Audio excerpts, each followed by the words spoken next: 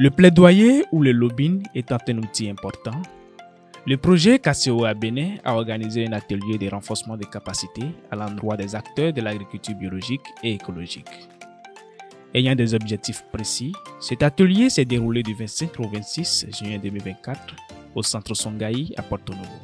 Je pense que c'est un atelier qui vient à point nommé parce que pour toutes les activités que KCOA mène, il est important que cela aille à d'autres niveaux pour que les résultats obtenus soient vraiment supportés et mis en application. Au cours de cet atelier, une kyrielle de notions a été abordée. Il s'agit généralement des étapes d'une stratégie de plaidoyer au lobbying innovant et l'élaboration d'un plan d'action de plaidoyer au lobbying en agriculture écologique et biologique. Par rapport aux intrants chimiques, par exemple, alors les intrants chimiques ont fait leur promotion, mais les acteurs qui sont dans l'agroécologie ne s'organisent pas assez bien pour pouvoir avoir des décisions favorables dans ce sens-là. Donc, la formation aussi vise cela, c'est-à-dire qu'on leur met les outils, ces outils-là dans les mains aujourd'hui, afin qu'ils puissent comprendre comment les décisions se prennent et quels sont les facteurs à prendre en compte pour pouvoir organiser son activité donc, de conduite du plaidoyer et de lobbying par rapport donc, aux contraintes majeures qu'ils identifient. Il faut dire qu'au bout de ces 2 jours de formation, nos objectifs ont été atteints parce que durant le déroulement de la formation, nous avons une participation active des différents participants. Les jeux de rôle, les différents modules, les différentes thématiques ont fait objet d'exercices pratiques qui ont amené les participants à se mettre dans la peau des décideurs, à faire des exemples, des études de cas concrets afin d'acquérir plus de connaissances. Durant cette formation, les participants ont montré un bon niveau d'appropriation et promettent de faire bon usage des connaissances acquises. Je loue vraiment le choix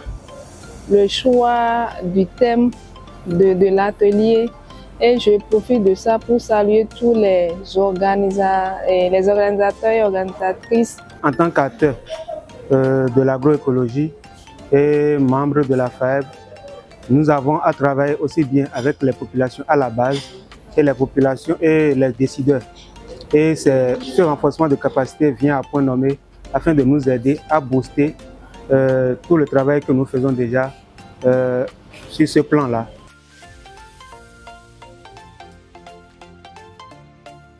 Je remercie le projet KCOA, je remercie également le formateur parce que moi, personnellement, je n'avais jamais suivi de formation sur le plaidoyer, lobbying. Je savais c'était quoi le plaidoyer, mais je ne me suis jamais vraiment focalisée ou intéressée spécifiquement à la chose, mais je me rends compte que c'est quand même quelque chose de très important. Nous recommandons vivement qu'il y ait, disons, un suivi après formation pour pouvoir documenter, disons, ce qu'ils arrivent à produire sur le terrain comme effet. Pour tout corroborer, après 2 jours de travail intense, les participants ont effectué une visite sur un site de production de bananes plantains bio le jeudi 27 juillet. Situé dans le village de Govier, à Sékou, ce site est un chef-d'œuvre du colonel forestier à la retraite Gaëtan Agbangla, accompagné par le consultant René Tokano. Il m'a présenté un compte d'exploitation et j'ai étudié le compte d'exploitation. Puis je lui ai demandé, ok, bon, je sais, étant consultant, je sais un peu comment les comptes d'exploitation se font.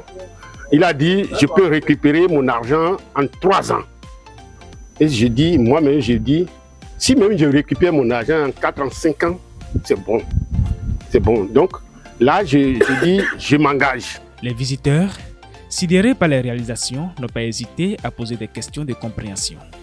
Cette visite a donc permis de savoir qu'il est possible de produire de la banane plantain en se basant uniquement sur les pratiques de l'agriculture biologique et écologique.